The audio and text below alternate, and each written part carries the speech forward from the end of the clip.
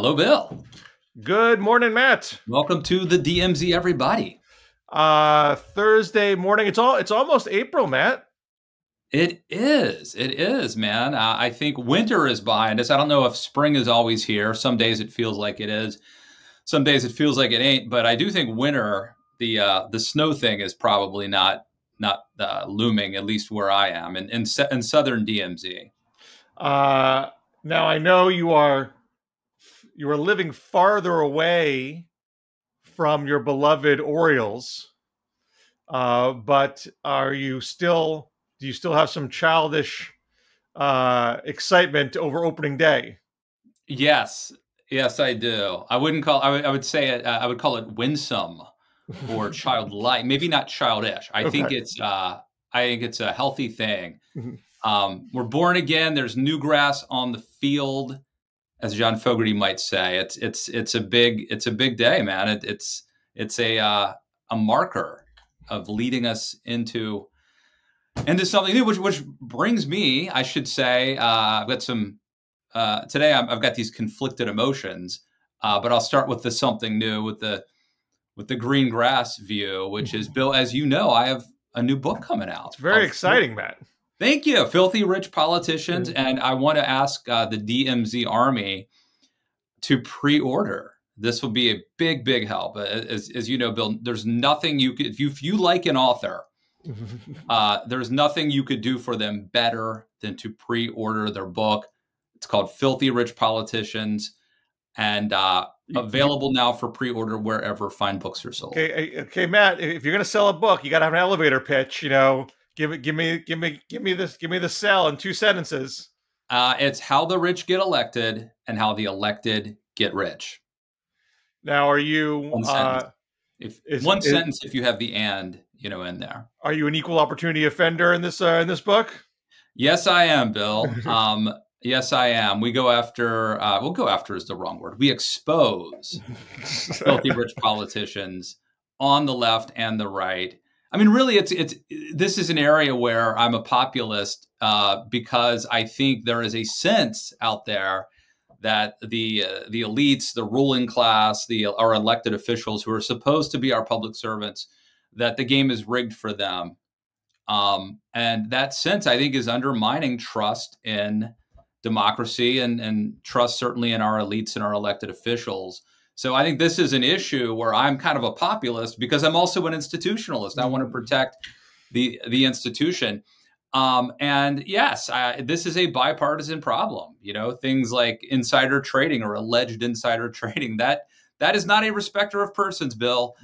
There are people like Nancy Pelosi who've made very lucky, well-timed trades, and also people like Richard Burr. Is it Richard Burr? No, that's an actor. People. No, that's right. That's right.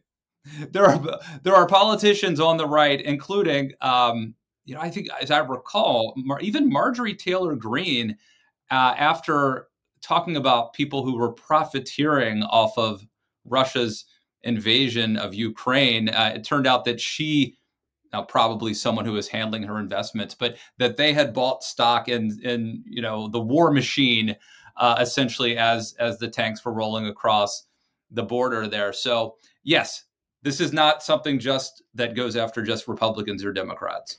So give us a peek behind the curtain. Tell us the glamour that is book rollout. I mean, what do you have a team of people that is helping you get the word out? Is the publisher doing stuff for you, or do you have to carry this all on your own? What's happening?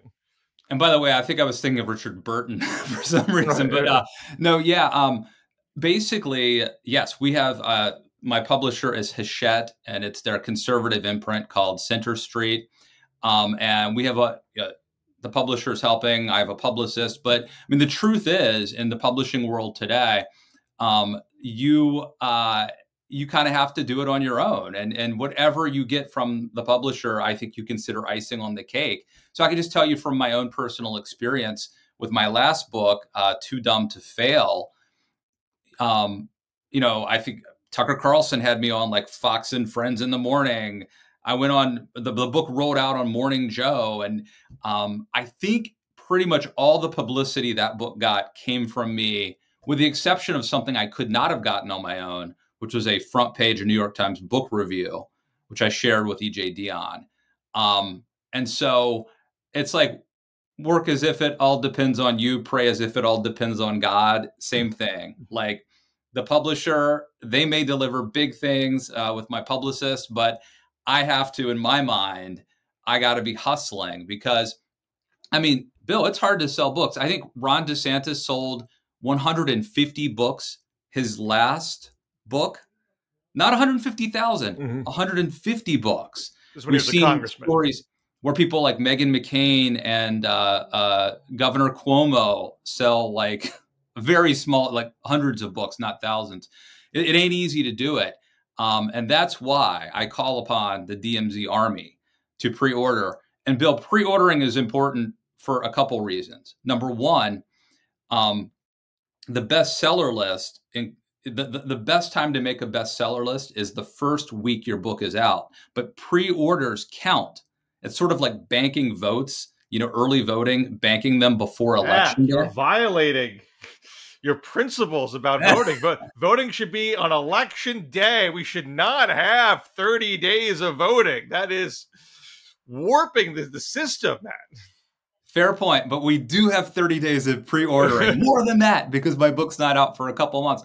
But that's essentially the thing, right? And so, first of all, getting on the bestseller list, everybody wants it. It's prestigious, but it also sells books, right? If you get on the bestseller list, that in and of itself will spur more people to buy the book, to be interested in it.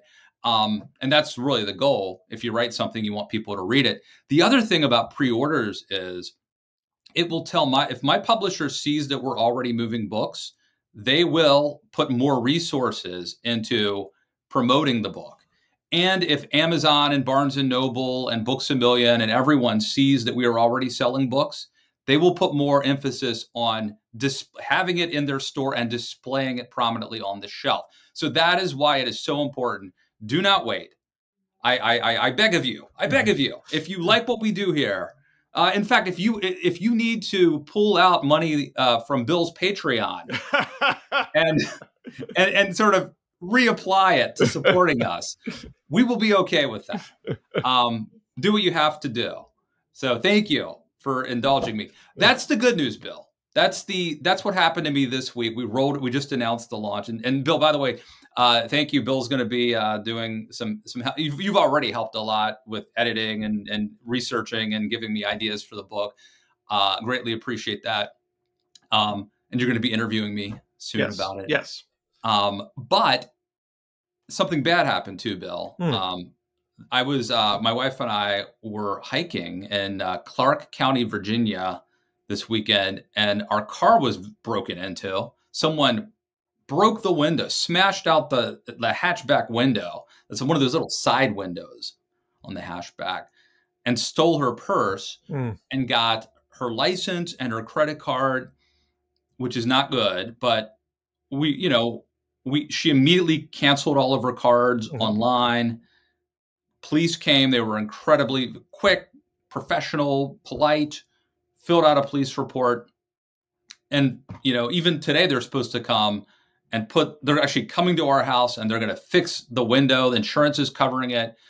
So we felt like, they maybe got $40 or $50 worth of cash. No big deal. We canceled the credit cards. We filed a police report, it's not that big of a deal. And then this morning I wake up and my wife is like on the phone with Wells Fargo.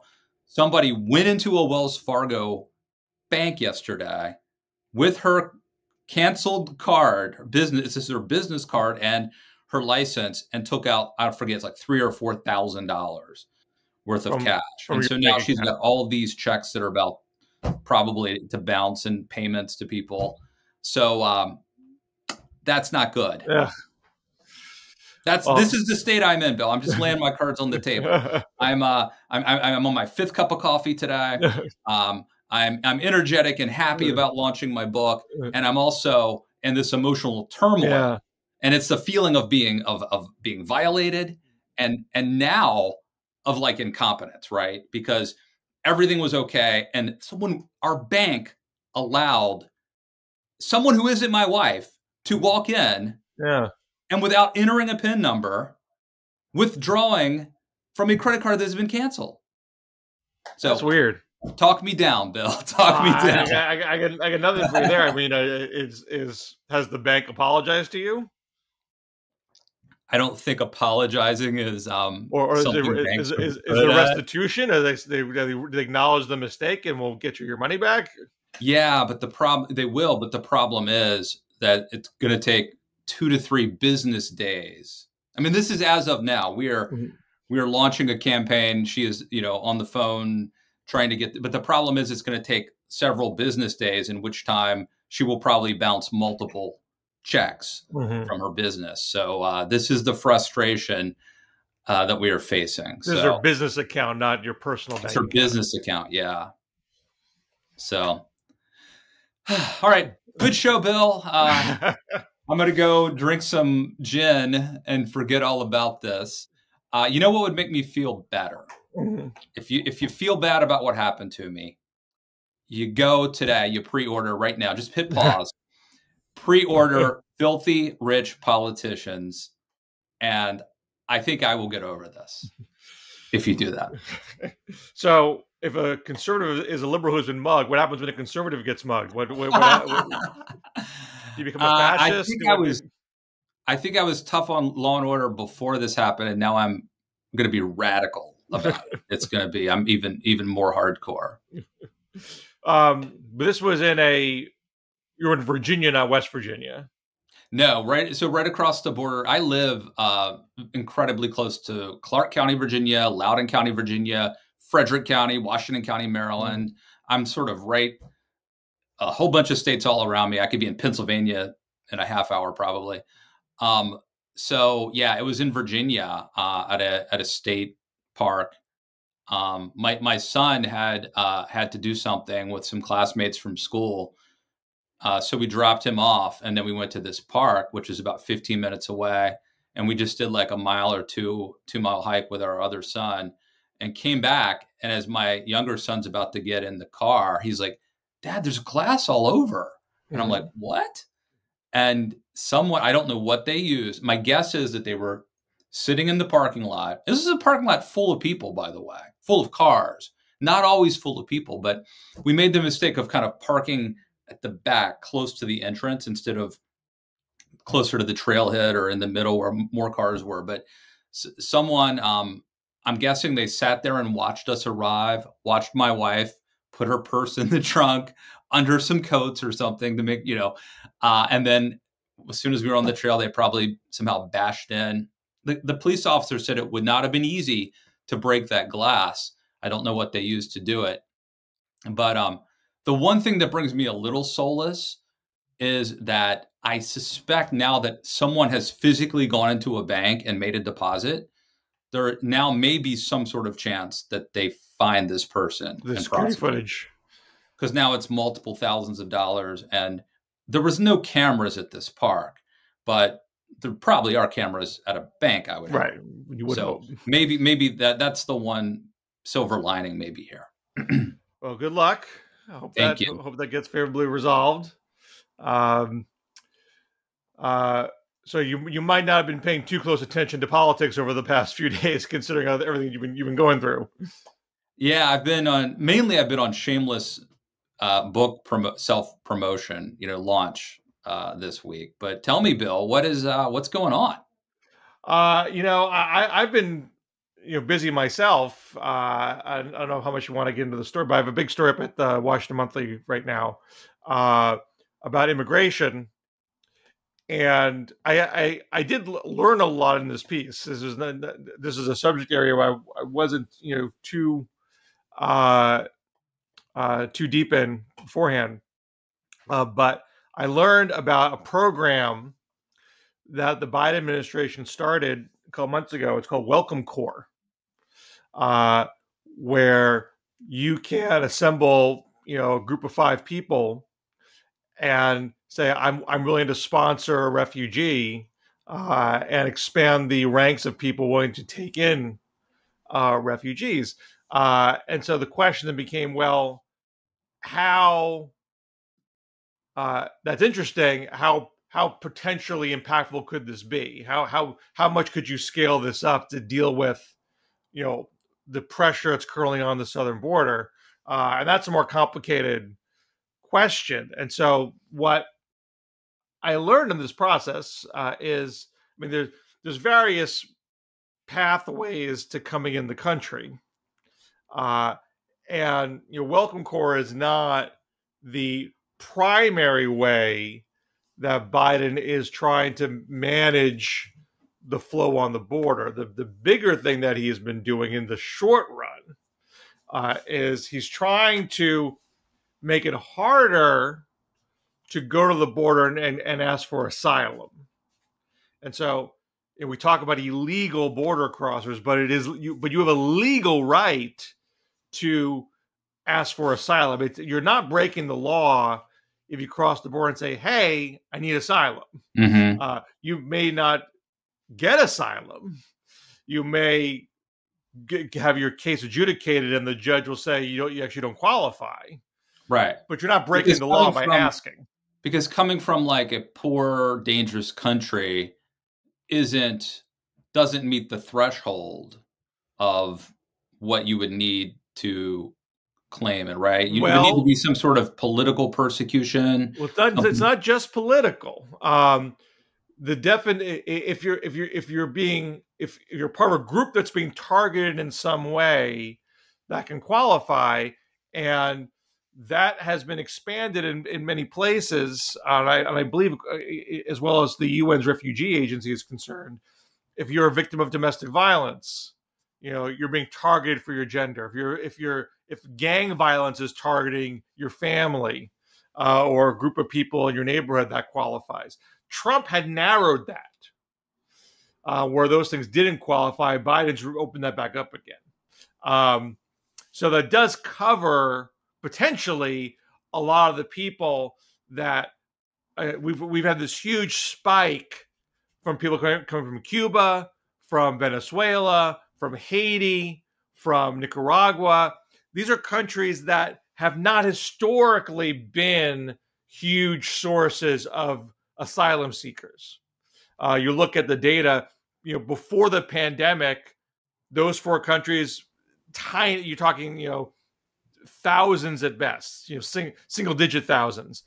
And in 2022, it's not just those 4 countries, but countries beyond Mexico and the so-called Northern Triangle. So Northern Triangle is Guatemala, Honduras, El Salvador, plus Mexico. Like those 4 have been the lion's share of southern border migration pre-pandemic. In 2022, people from outside those 4 countries is nearly 1 million people. I mean, just going from like tens of thousands to almost 1 million people in that year. So that's why there's all this talk about a border influx. And by the way, Bill, this may be beyond the scope of what you wrote about, but I heard somewhere that the border crossings being up is misleading because essentially they keep deporting people who are crossing multiple times. Well, so that number is Trump brings in this so-called Title 42, which is we're in a pandemic. It's a public health emergency. You come across the border saying you need asylum. I don't care. Go back. Even though there is a law that says if you ask for asylum, you get to go through the asylum process. Title 42 supersedes that. Go back home. Is this remain in Mexico? Well, I think that is. Or is that different? There may be some interplay. I think remain in Mexico says you need to ask for asylum while you're in Mexico. Forgive me if I'm wrong about that. That's my understanding. Title 42 is just, I caught you. I'm sending you back. That's it. If you want to go apply for asylum, you do it in Mexico. Don't cross. So, when you are sent back in Title 42, that doesn't stop people from trying again. So that's why you are seeing more multiple attempts from the same people in recent years than we had been previously. So when you look at some of the data is, number of encounters that could incorporate people doing it multiple times. Now, Biden has kept Title 42 around, although he's trying to get rid of it, and apparently it's going to go away in May. And so that has created concerns. You're going to get this huge influx of people after that. So Biden has tried to implement some policies to mitigate that. And so the main thing that before we move on, but why would he want to get rid of it? It seems like maybe it is working. Why would he? Why? Like, he's already got problems at the border. Why would he want to change that? Well, one is legal. I mean, if Congress just voted to end the COVID emergency. There's no COVID emergency. How do you have Title 42? Okay, but then how does he do student loan whatever? Wasn't that premised off of? And by the way, we're still using some 2003 resolutions for our military, aren't we? I mean, come on. Well, there's multiple pressures here. So one is the question: can you legally keep it going at this stage of the pandemic? The other is you have political pressure from within your base. This was Trump's awful, punitive program that is in violation of asylum law. You said you're going to fix this, and you're not fixing it. Of course, at the same time, you have various cities saying there are too many people still coming in, and we can't handle that influx. I mean, so it's one thing to say we as a nation can not only handle immigration, it's good for America. It's good that we are growing. It's good that people are coming to do jobs other Americans aren't doing. It's good that we're expanding our tax bases. It's good for economic growth. That can be true in the long run.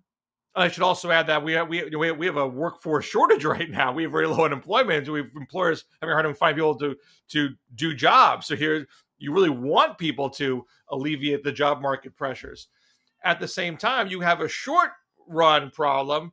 1,000 people show up on a city's doorstep. They need a bed. They don't necessarily have a job right away. So the process of getting them settled is complicated, and cities aren't equipped to handle that, in a short period of time. So there's a chaotic element to the asylum path because people just show up. There's no sponsor here waiting for them. There's no job in hand for them.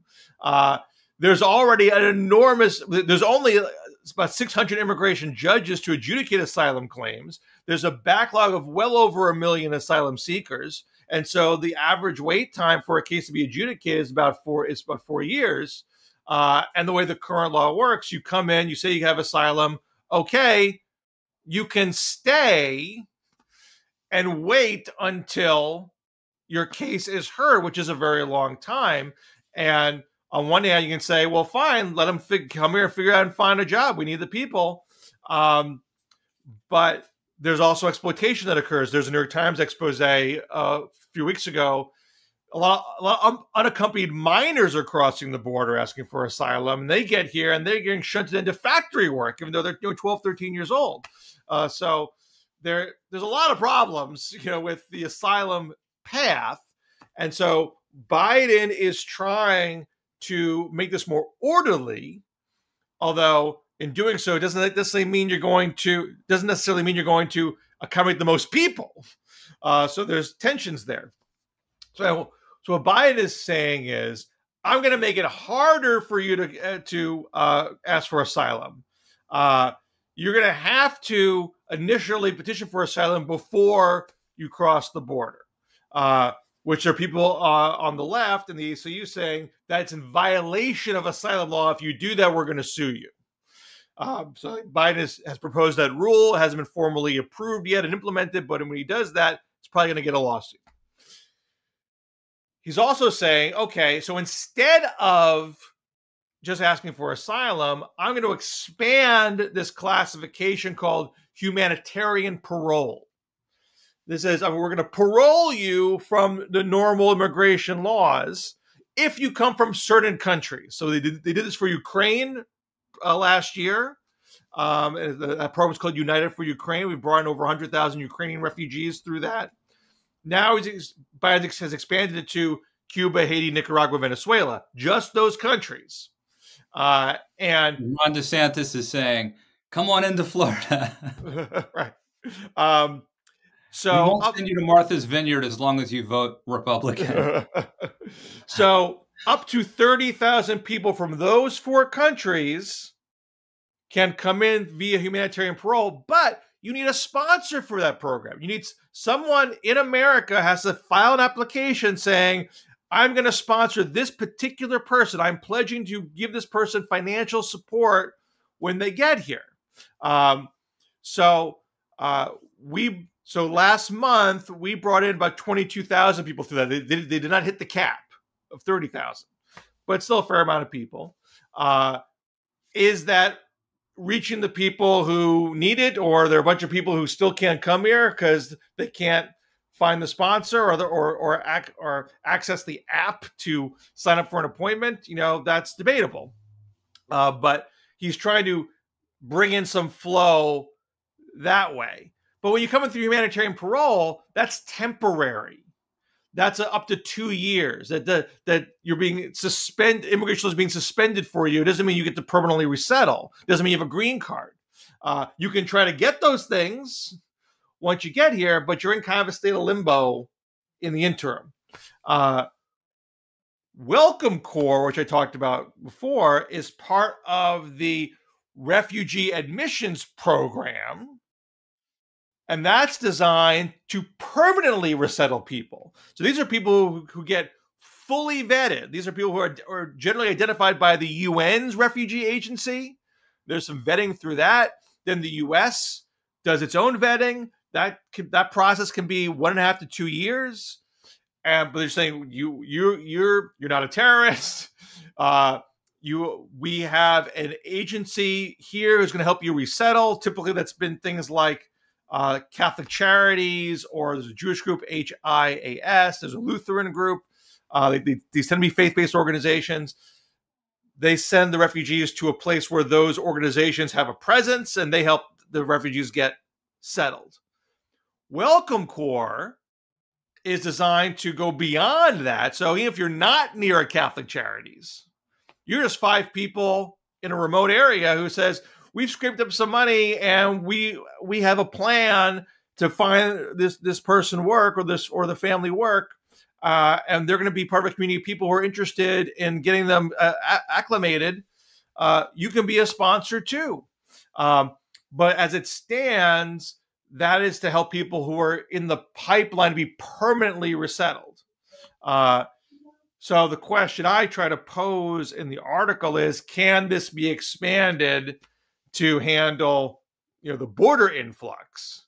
Because the refugee agencies, that's large people coming from like war-torn areas, places with civil strife, Congo, Syria, Myanmar. It hasn't done so much with Latin America.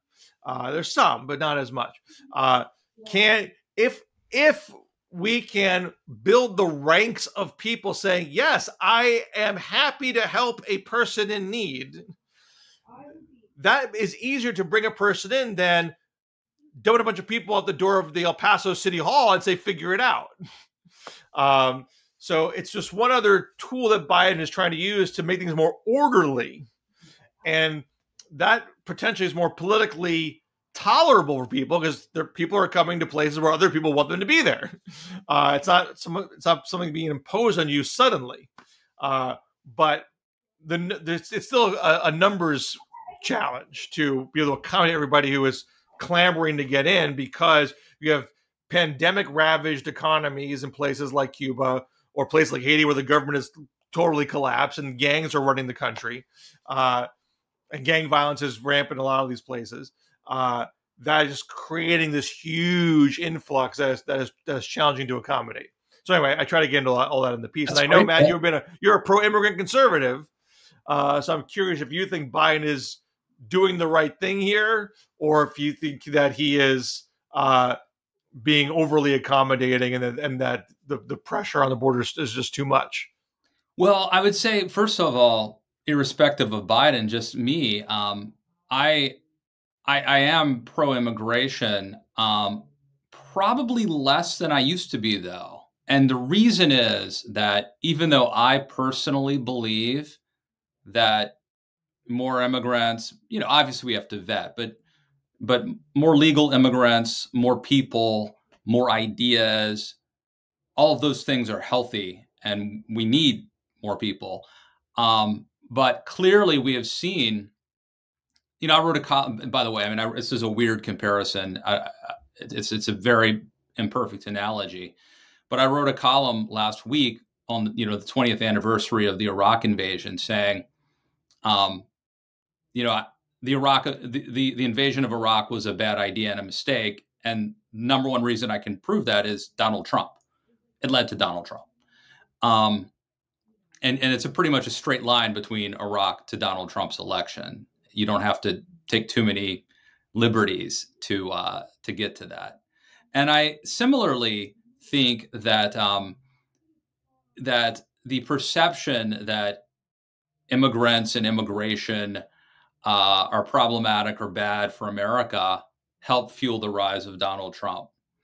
And so the fact that there are a lot of Americans, whether meritless or not, who feel that their country is changing or that they have lost their job, and they assign a certain amount of blame to immigration and to the border, that is a problem. Whether it's real or not, the perception of it is a problem. And the proof I have is it gave us Donald Trump. That's proof it's a problem. And I don't want that anymore. So I'm probably a little less bullish about, being as open. And I was never open borders. That's a canard, but you get my point. I'm a little more cautious about that, or more conservative, maybe, in a sense, than I used to be. Having said that, I can't really speak to this new Welcome Corps idea specifically, but in general, Biden has been criticized by the right, and there is a problem at the border, obviously, but it seems like his policies, and I think initially Biden made a big mistake when he was running and when he first got elected, I think his rhetoric inspired people to try to cross the border illegally. But since then, his actual policies, including maintaining some of Donald Trump's border policies, I think have been fairly good, surprisingly good. And I was listening to a podcast recently, Jonah Goldberg's excellent podcast, The Remnant, and he had someone on talking about nuclear energy and how Joe Biden's actually been surprisingly good on nuclear energy. Apparently, Gretchen Whitmer has too, for some reason that is above my pay scale. So long wind up to say, it seems like Biden has not been some radical, crazy leftist open borders guy. And in fact, he's probably taken some heat from the progressives based on his policies. Well, he is taking heat, and there may be lawsuits. There's lawsuits on both ends. So there's already a law. So the humanitarian parole tax, which is we want to bring 30,000 people a month from these 4 countries on a temporary basis. There are 20 Republican attorneys general who have already sued to say, this is an abuse of executive authority. You can't just, the humanitarian parole program is supposed to be applied on a case-by-case basis. It's not meant to be given for thousands of people to be approved at a fell swoop from a particular country. So that could get adjudicated unfavorably to Biden at some point. We don't know how long that's going to take for that case to go through the process. So it's possible that plan of Biden's gets scotched. And if once Biden's asylum plan gets formally implemented, which I assume will happen, he might get sued. The ACLU has already threatened that they will sue right away. And it could be that is in violation of what asylum law says. So, Biden, this is true for things like, this oil project that he approved up in Alaska, this Willow Project. Biden is being challenged politically. and being challenged legally. So there's twin. There's a legal claim that the oil company had to drill there. That was definitely part of the calculation that the Biden team had to weigh. So you might get my sense is that the Biden people are largely pursuing on a path of what makes. I shouldn't say that, because I think it is a general confluence of political and legal calculations they have to go through. So I don't know if really one is really more important than the other. But in terms of immigration is concerned, you have Democratic mayors, particularly Eric Adams in New York City, saying we can't handle this. We are not in a position to take in this many people all at once without any help from you, federal government, Biden administration. We've talked about this in some past shows. That issue is not completely exploded politically, as other things have gone on in the past several months that's kind of kept this to kind of a second tier issue, but it's always kind of rumbling, and Biden's trying to prevent it from becoming something that consumes the administration. And so he's trying to get ahead of it, and apparently he's made the decision that I might get some adjective from my left here, but I got to accept that. Otherwise, I'm going to be completely overwhelmed. And of course, we don't even know exactly what's going to happen once Title 42 does end. So it's still a little unknown how complicated this issue is going to get. So this is an attempt to try to get ahead of it. And, to be glib, some complaints in the peanut gallery, probably Biden will take that over actually having hundreds of thousands of people pouring into the country, and with no obvious place for them to be settled right away. By the way, Bill, branding is interesting. Tucker Carlson hasn't worn a bow tie in 15 years, but I've talked to people who swear he wore one last night on Fox News. You know what I mean? And similarly, he's got a bow tie face. And similarly, I haven't really written or said anything really pro-immigration in probably a decade. I've written things like, I thought when Trump first got elected, I thought he should do the DREAM Act. But that applies to people who are already here, who came here through no fault of their own, who served in the military, whatever. It's not exactly pro-immigration. I wrote a piece for The Beast where I sort of defended Trump, and I said, I'm for immigration by and large, but what percent? What's the number? At what point? Assimilation's vital. At what point? There has to be a point. There's too many immigrants this year that we can actually assimilate them. But it's been a long time since I've written something that was really full-throated pro-immigration. I was against kids in cages, but that's also different. But I'm telling you, every once in a while, I'll talk to someone, and it'll become clear to me that they think I am radically open borders, and that is the driving issue that animates my political existence. And again, I don't think I've really written or talked about that much in the past decade. Well, I think you should. I know you're always looking for column ideas. And I know you got book rollout to focus on right now, but I do think there's a lot going on with the Biden administration, immigration, and that will probably be more so once Title 42 does end. Again, I don't know exactly where you'd come out on all of it, but I think you'd find the subject interesting because there's a lot of complicated cross pressures going on, and innovative ideas being experimented with. Big problem, Bill, but not as big a problem as what our politicians are doing. The way that these fat cats, they make they make $144,000, $174,000 a year salary. Fine. How are they becoming millionaires on that salary? And it's a real problem, Bill. And I think you need to really focus on that. But anyway, we're at the 40-minute mark. I think we have time for another quick topic. And we did an extensive extensive pregame plan. But which of the many topics, Bill, do you want to end on? We definitely. We talk about DeSantis a lot, and he is sort of a continually fascinating subject, and he's having a rough go of it, I think, in the past few days.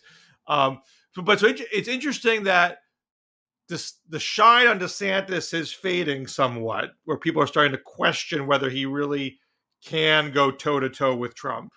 Polling suggests that he's not succeeded in really making this, knotted up with him, although he's still the number 2, but how does he get number 1? And so here comes Chris Christie, of all people. This is like the WWE, like Vince McMahon. Wait a second. I'm hearing Chris Christie's walk-on music. It's Chris Christie.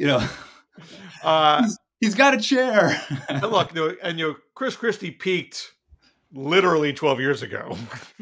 I'd say 11, but yeah. Was it a 2011 when he gave the speech at the Reagan Library? Maybe it was 2012. I thought it was. He should have. I mean, he should have run in 2012. Yeah. I think that we can now fairly conclusively say that he missed his window in 2012. Yeah. There's no clamor for Chris Christie. There's no draft Christie clubs out there. He polls, I think, when he's included, I think like around 1% or so. He does a town hall in New Hampshire, gets some sort of crowd, and basically says, if you're going to run against Trump, you got to take the fight to Trump, which is correct in my view. I mean, this is what really DeSantis hasn't been doing. And then I saw at the Bulwark, Jonathan V. Last, right? I think wrote a really good piece, and the point he made is like, Chris Christie's hanging his hat on a moment he had, which was really kind of a murder-suicide, where Christie took down Marco Rubio and ended up coming, Christie still didn't propel himself, still dropped out of the race, still was kind of in last place or whatever. And are you going to hang your hat on being Christie saying, I'm paraphrasing JVL here, but Christie's saying, like, I'm the man who's tough enough to take down Trump, and I can prove it because I had that one moment 8 years ago where I took down a different person who wasn't Donald Trump. Well, here's my response to Last. So what? Look, Chris Christie, in many ways, is a phony. He was on the Trump train when he shouldn't have been. He's defended things of Trump's that are indefensible, in my opinion. And you could say that he's being a total political opportunist to try to get off the train now because he can't shake the presidential bug, and he recognizes that Trump's in his way. And I have no great love of his tenure as governor in New Jersey. I think even though he got away with Bridgegate, I think Bridgegate was bad. I think he scotched an important infrastructure project that would have helped his own constituents for political reasons. So I got lots of problems with Chris Christie. But as far as it is important to stop Trump, which I think you at least share as a goal, like he is bad for America and bad for Republicans, long haul. And no one else seems to have the basic guts to take the fight to Trump. Who cares if Chris Christie is a phony? If he's willing to do it, I mean, maybe it doesn't mean maybe he can't be the nominee.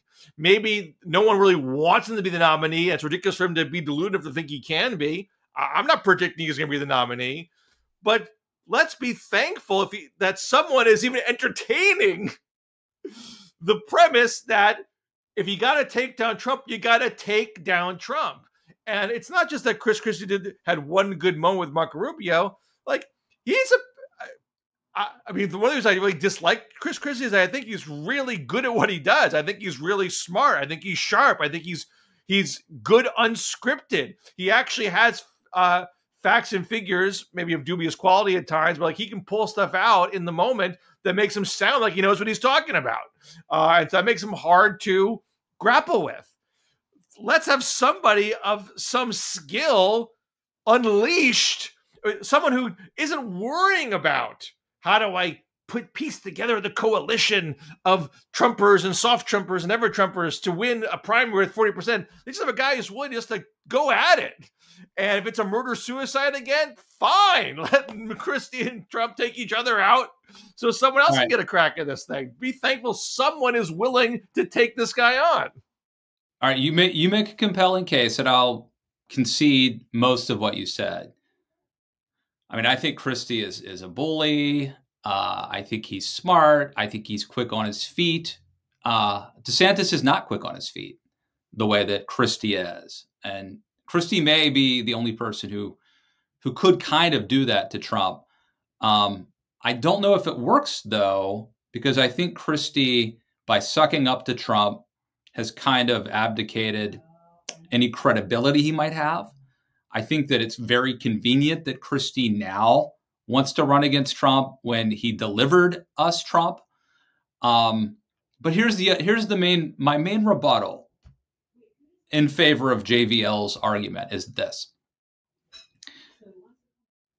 Isn't it more, based on past experience, Bill, isn't it more likely that Chris Christie will use all of his talents, all of his skills to destroy Ron DeSantis and allow Donald Trump to become the Republican nominee? I mean, isn't that actually the pattern based on past performance? Well, I mean, that's what happened with Rubio, obviously. Yes. So why on earth would we want that again? That's what he does. He uses his intelligence and his quick wit and his toughness because he believes that he wants to get. The temptation is this: I need to get Donald Trump one-on-one. Therefore, I must knife Marco Rubio. Therefore, I must take down Ron DeSantis. I mean, that's the problem. That is a problem in the race writ large. But I'm not going to cheer it. I'm not going to cheer this guy who delivered us Donald Trump last time, who destroyed Rubio. I'm not going to cheer on him getting in this race now as our savior. Well, you don't have the guys that he's now, having given us Trump and endorsed him, that he is now going to be our savior from Trump. That seems a bit much. Well, I mean, I think it's fair to be skeptical. I'm not saying you got to open up your checkbook and like shower him with money, but I mean, at this stage of the game, like there's literally nobody else who was auditioning for the role of person who will actually criticize Trump in this presidential race. If so, it would be obviously ideal if someone who was totally uninvolved in the 2016 race and totally uninvolved in the Trump administration to play that role. But do you think is Glenn Youngkin? I mean, Glenn Youngkin has a certain amount of promise. There was a column in Politico urging him to run. I certainly get the logic behind that column, that he kind of navigates the culture war well with this kind of happy, sunny suburban fleece, persona. But does anyone think Glenn Youngkin is going to be the bulldog against Donald Trump? No. Is Kristi Noem? No. So I really can't, maybe John Bolton, although he was in the Trump administration, so he's got to answer for some of that.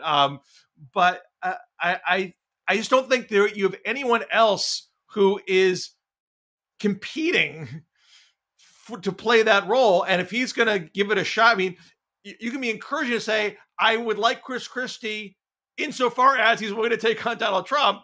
If you spend all your energy on DeSantis, then, I retract any encouraging words that I have.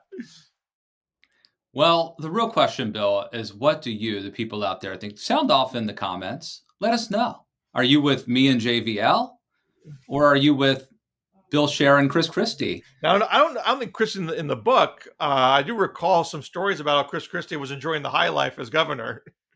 So perhaps he deserved to be in the book. He's got the Beaches auto himself, sitting out there on his lawn chair. and there's some Junkin type things that he did too. So, do I have? Is Chris Christie in the Filthy Rich Politicians? I don't even think he's mentioned. I don't think. I mean, you wrote it, not me, but I don't. I know, but it's like 70,000 words. I don't think he's in there at all. I don't think you mentioned him. I think, but you probably could have had him mentioned if you ever do a second printing with an epilogue. You probably could throw him in. Well, only if Christie's more relevant. I think the reason he's not in the book is I don't think he rose to the standard of being relevant. As you said, Bill, it's been a decade. Yeah. So, but I mean, he's got nothing to lose. I mean, that's the thing. He's truly nothing to lose. If you are starting at 0%, you should approach this like you have nothing to lose and take the big swings. And again, Tim Scott, another guy, might get in. He's not going to go punch Trump in the face. Yeah. Christie enjoys a good punch in the face. And you at least have that confidence. The guy is a brawler. And I think a smart brawler. So let's hope. Let's have some hope that someone makes this a real fight. All right. Indeed. Bill Scher, what do you got to plug? I went on about my immigration piece already. So check that out, the Washington Monthly. All right. I had two really good podcasts this week. David Frum was on, and Kimberly Leonard of Insider she's down in Miami, talked about all things DeSantis, has some really good insight about Casey DeSantis, Ron DeSantis' wife. So check that out. David Frum's always great. Don't miss that. And pre-order Filthy Rich Politicians by all means. I'll keep you posted, Bill, about the car. Hopefully things will be okay by the time we get back here next week in the DMC. Best of luck to you. And we'll talk again next week. All right. See you guys.